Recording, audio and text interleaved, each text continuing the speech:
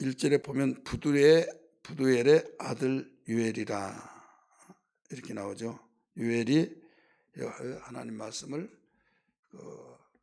전하고 이 말씀으로 외치는 이 사람이 바로 전했던 내용이 2절부터 마지막 절까지 계속 나오죠. 짧은데 이 소선지서라고 하죠. 어디까지 소선지냐, 어디에서부터 우리가 지난번에 들었던 호세아부터 말라기까지 12권이 호세아로부터 말라기까지 소선지서 이렇게 말합니다. 그 다음에 이사야, 예레미야, 에가, 다니엘, 또 에스겔, 다니엘 이렇게 이 5권 네 선지자를 대선지자, 또 네 권을 대선지서 이렇게 말합니다. 왜 그런가 하면 예언을 많이 했다고 해서 대선지자, 예언을 조금 했다고 해서 소선지자, 많은 내용을 기록해놨다고 해서 대선지서, 조금 기록했다고 해서 소선지서 이렇게 말을 하고 있어요. 자, 그러면 소선지서든 대선지자든 소선지자든 한때 하나님이 그 시대에 사용하셨어요. 오늘날로 보면 큰 교회 목사님, 작은 교회 목사님, 우리는 평가하고 있지만은 하나님은 그 사람 분량에 따라서 사용하게 하셔서 하나님 말씀 가감하지 않고 그대로 전하는 하나님의 종을 하나님께서는 귀하게 보신다는 걸 알아야 될 줄 믿기 바랍니다. 소선지자라고 해서 귀하고 선지자라고 해서 귀하고 소선지자는 안 귀하고 그게 아니에요. 많은 사람들이 오류에 범한 것이 오늘날 적용시켜서 본다면 큰 교회 목사님은 대단하고 작은 교회 목사는 별 볼 일 없고 이 개념 자체, 생각 자체가 바뀌어지지 않으면 안 됩니다. 하나님이 세운 종이다. 이것을 반드시 알고 우리 자세히 임할 때 우리는 바른 신앙이 우리에게 이루어진 걸 알아야 될 줄 믿습니다. 그러면 호세아 바로 이어서 요엘이죠. 이 종이 한 장 차이지만은 이 호세아는 언제 사람이고 요엘은 언제 사람이냐? 호세아보다 약 37년 앞에 선지자 활동을 한 사람이 요엘이에요. 왜 그런가 하면 이 호세아 선지자는 793년부터 40년간 예언을 했고, 그 다음에 이 요엘은 830년 BC를 말하고 있습니다. 예수님 오시기 전 830년부터 예언을 했어요. 그럼 뭐가 다르냐? 요엘 선지자가 호세아 뒤에 있어서 젊고 또 나중 사람이다 이게 아니라 같은 시대 사람은 시대인데 37년 차이가 난다. 먼저 활동을 했다. 그러면 호세아는 나라가 남쪽 북쪽이 나눠지는데 이 북쪽 왕국을 중심으로 복음을 전했다면, 하나님 말씀을 예언하고 외쳤다면 요엘 선지자는 남쪽 왕국을 남쪽 대상으로 해서 예언을 했다. 이렇게 생각을 하면 되겠습니다. 그러니까 같은 시대지만은 37년 앞에 대선배죠, 요엘이. 그래서 이 끝날 무렵에 호세아가 북쪽에서 외치게 된 거죠. 그러면 여기에 이 기록 목적이 뭐냐? 기록 목적. 이 호세아의 요엘의 기록 목적은 유다 백성들은 겸손과 회개의 필요성을 알아야 된다. 이걸 목적으로 삼고 기록하고 있어요. 말씀하고 있어요. 회개와 겸손과 회개의 필요성을 깨닫게 하려는데 이 목적을 두고 하나님은 이 선지자를 통해서 말씀하게 하셨다. 그리고 다가올 심판에 대해서 구원을 얻어야 된다. 구원받아야 된다, 이런 경고성을 가르쳐 주고 있어요. 다가올 미래에 대해서 이 재앙, 거기에서 너희는 남는 자가 되고 구원받는 자가 돼야 된다, 이거죠. 그래, 예를 들어서 메뚜기 재앙, 가뭄으로 이 재난의 재앙이 찾아올 때, 또한 역사적으로 이민족, 다시 말해서 이방 민족이 쳐들어왔을 때 이런 엄청난 이런 경고성을 가르쳐 주고 있는데, 이런 부분에서 너희들이 어떻게 남느냐, 이거예요. 어떻게 그런 어려운 가운데서도 경제적으로 또 기근적으로, 결국 가뭄으로 인하여서 기근이 왔어요. 또 이 가뭄이 없을 때는 메뚜기들이 와서 다 해치워 버렸습니다. 더 나가서 이제는 괜찮겠다 했더니 이방의 민족이 쳐들어와서 완전히 쑥대밭을 만들고 죽이고 막 이런 문제들 생겨졌다 이거죠. 생기게 된다, 이것을 이야기해 줬어요. 이때에 어떻게 살 것이냐, 이런 해답을 주기 위한 것이었죠. 이것은 당시 유다 백성들에게만 말해 준 것이 아니라 오늘날 우리에게도 일러주고 있다는 것을 알아야 될 줄 믿습니다. 그러면 요엘서의 주제는 뭐냐? 이 주제가 주의 날에 대해서 가르쳐주고, 또 여호와의 날이라 임박했다는 것을 깨우쳐 주는 거예요. 이게 바로 주제예요. 주의 날, 여호와의 날이 임박했다. 자, 주의 날, 여호와의 날은 여기서 무슨 날일까요? 여기에서 하나님이 모든 것을 종지부를 찍고 재앙으로 멸망으로 바로 그 날이 오게 된다, 이겁니다. 시작이 있으면 끝이 있다. 날 때가 있으면 죽을 때가 있듯이 민족이 있을 때 이제 망할 때가 있다. 그렇다고 한다면 그때 어떻게 너희들이 주의 날에, 여호와의 날에 모든 것을 대처하며 살아갈 수 있느냐, 이거예요. 항상 문제가 있으면 해답이 있듯이. 근데 알아야 할 것이 뭐냐면, 모든 문제가 있는데 해답이 없다고 한다면 그게 절망자절 상태 되어서 망하는 거죠. 자, 아픈 것이 있을 때는 처방이 되어서 고칠 때 문제가 해결돼요. 근데 아픈데 처방을 할 수가 없어요. 그러면 병들어서 죽는 거죠. 그 질병으로 인하여서 결국 죽어요. 세상에는 모든 문제들이 한 가지 문제가 있고 해결되면 또 한 가지 나오고, 또 해결되면 또 다른, 끊임없이 계속 밀려온다 이거죠. 파도가 밀려오듯이. 한 파도가 밀려와서 파도 타기 위해서 재밌다고 또 파도 타기 하다가 나중에 계속 그 파도를 탄다고 한다면 나중에는 힘이 빠져 죽을 수밖에 없는 거죠. 그런데 그래도 하나 끝나고 하나 이런 문제들이 있다고 한다면 그래도 이 문제를 해결해야 된다. 그러면 평안할 것이다. 예, 해결되면 평안할 것이로 생각하니까. 근데 겹치는 문제들이 생기는 거죠. 여기서 터지고 저기서 터지고, 예를 들어서 어떤 사람이 아버지가 그 암으로서 진단을 받았어요. 거기에 온 식구들이 애통이고 이제 병원에서 손을 쓸 수가 없다고 하는데, 나중에 아들이 교통사고로서 그 치료를 받고 있는데 의식이 깨어나잖아요.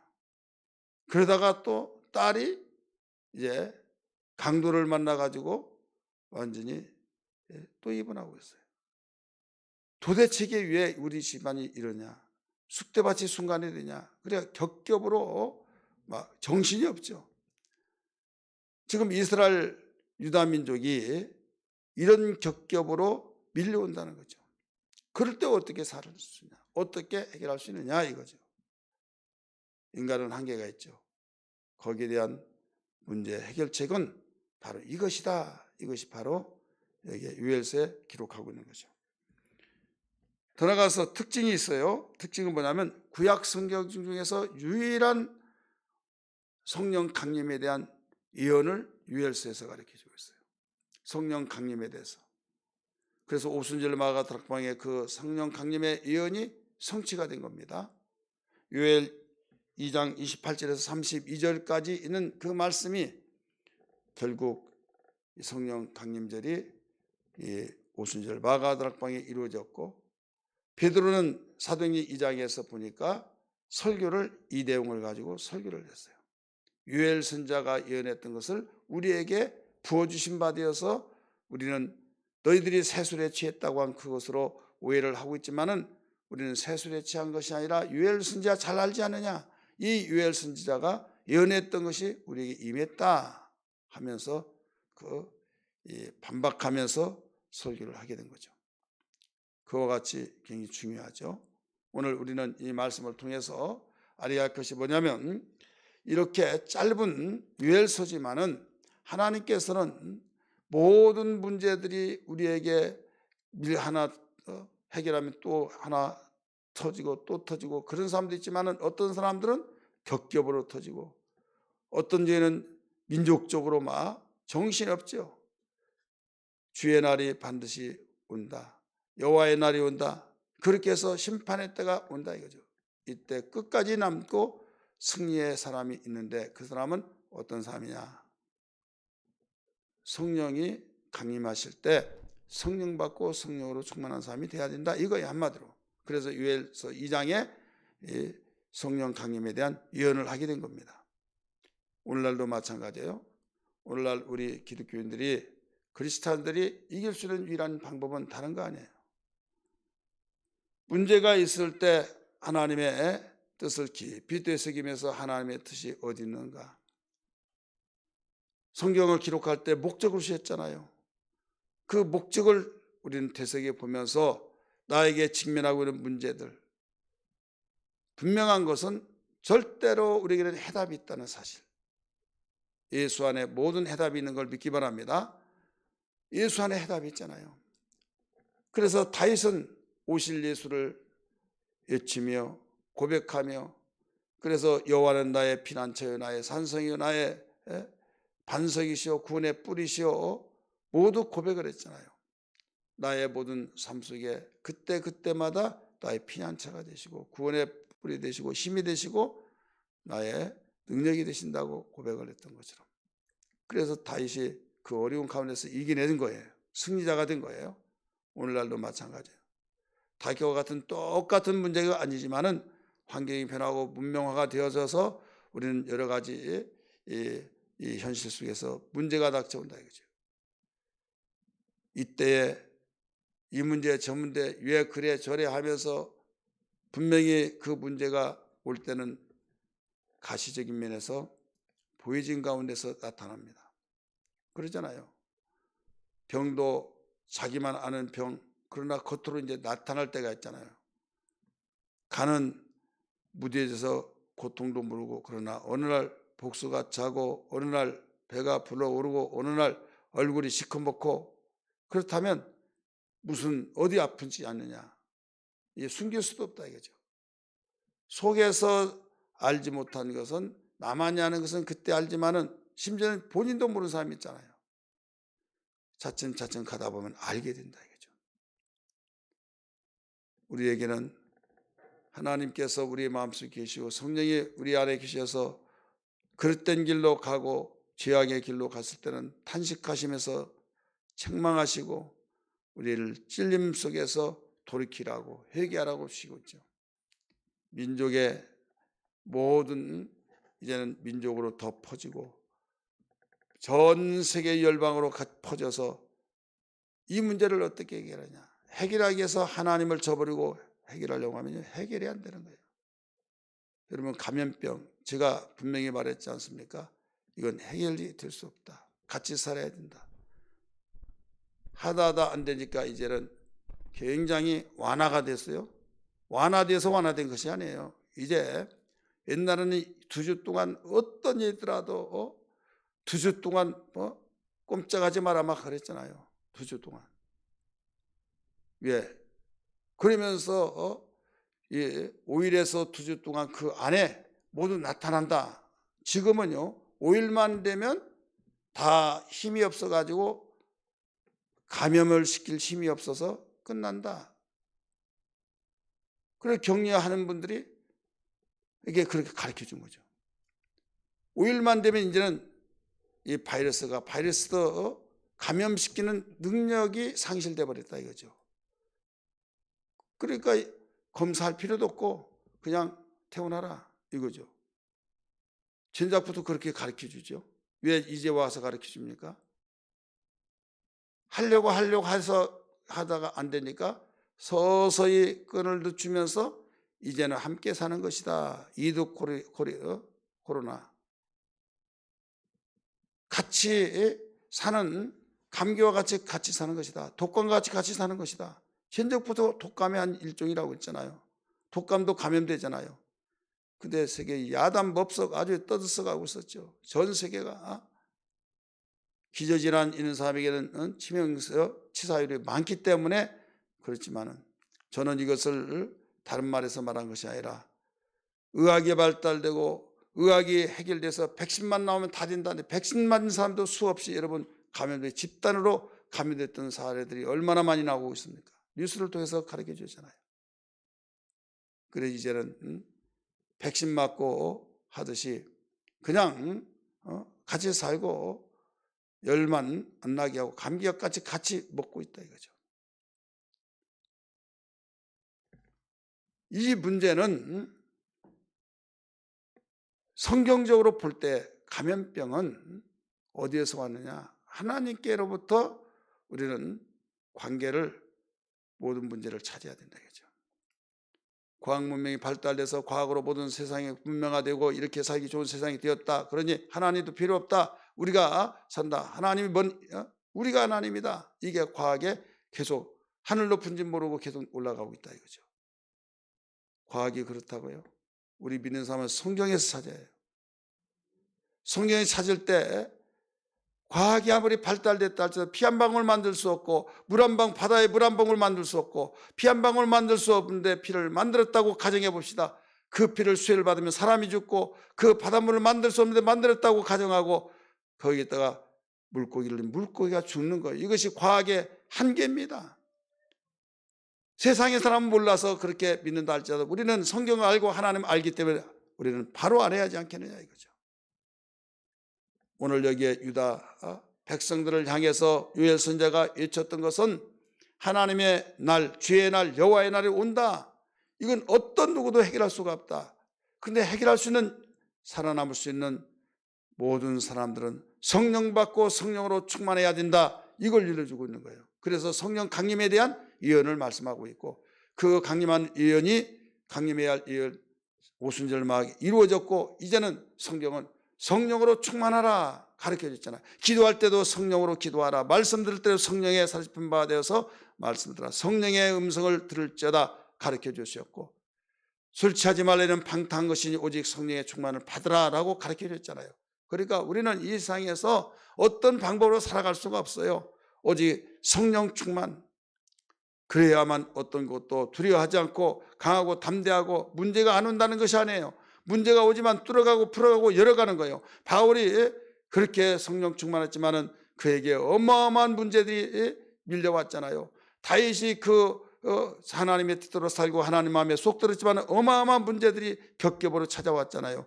그러나 그때마다 모두 뚫어가고 풀어가고 열어갔던 것은 성령의 능력을 힘입어서 그가 고백하기를 뭐라고 했습니까? 시편 50편에 자기는 다른 걸 다 정말로 감당할 수 있지만은 내가 가장 두려운 것은 주의 성신을 내게서 거두지 마옵소서. 그 고백을 했잖아요. 다른 건 다 나에게 잃어버린다 할지라도 주의 성신만은 나에게 거두지 말라고.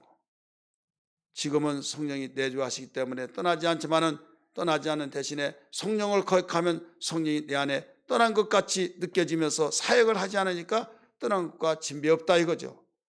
그래서 술 취하지 말라는 방탕한 것이니 오직 성령의 충만을 받으라라고 말씀하셨어요.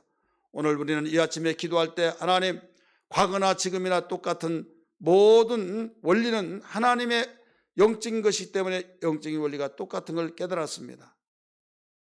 시대마다 똑같은 유형의 재난이 오지 않고 바뀌어진 그 유형으로 모든 재난이 오게 되는데 살아갈 수 있고 견뎌낼 수 있고 끝까지 우리가 승리할 수 있는 비결은 성령으로 살아가는 수밖에 없다는 걸 알았습니다.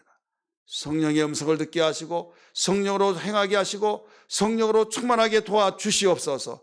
이것이 내가 살 길이요 우리 교회가 살 길이요 민족이 살 길이요 세계가 살 길이라는 걸 알게 하여 주시사 성령의 사람으로 살게 달라 간절히 기도하는 아침 되기를 주의 이름으로 축원합니다. 할렐루야. 우리 같이 기도하겠습니다.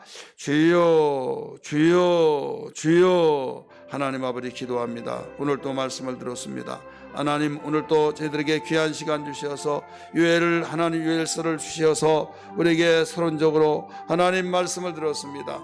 주님 저희들을 이 말씀을 통해서 아버지여 같은 시대 어떤 시대 앞으로 다가올 세대도 모든 아버지 문제들이 우리에게 밀려오고 끊임없이 밀려오면서 겹겹으로 밀려오면서 주여 무엇보다도 우리가 감당할 수 없는 이런 때가 있을 때 살 길이 유일한 길은 성령 받고 성령으로 충만해야 될 것을 할 일밖에 없다는 걸 알았습니다. 오늘날 성령의 소리가 끊쳐졌고 성령을 사모하는 것이 사라졌고 하나님 이모드로 살려가고 문명화를 시켜놨던 하나님 무엇보다 과학의 힘을 발휘하여서 하나님 앞도 산다고 하는 이구동성으로 여기저기서 퍼져날 때 그 영향을 분별하여서 배척해야 할 아버지 교회들이 오직 그것이 나도 모르는 사이에 밀려오고 교회에 밀려와서 하나님 살았으나 죽은 것 같은 영적 생활을 하고 있는 오늘날 이 시대에 하나님 저희들만 어떤 가운데서더라도 저희들을 끝까지 믿음으로 살아가게 도와주옵소서. 일어나라 함께 가자 하신 주님의 말씀대로 살게 하시고 성령을 의지하며 살게 하시고 성령으로 충만하게 도와주시기를 원합니다. 감사합니다. 아버지 이 아침에 기도할 때 강구의 능력을 더하여 주시고 생명의 풍성함을 더하여 주시고 주여 말씀에 살펴 받게 하여 주시고 주여 말씀과 함께 살아가는 능력 되게 하여 주옵소서. 감사합니다. 이것이 승리의 삶이요 하나님의 축복이요 하나님의 기쁨이요 하나님의 행복이란 걸 알게 하여 주옵소서.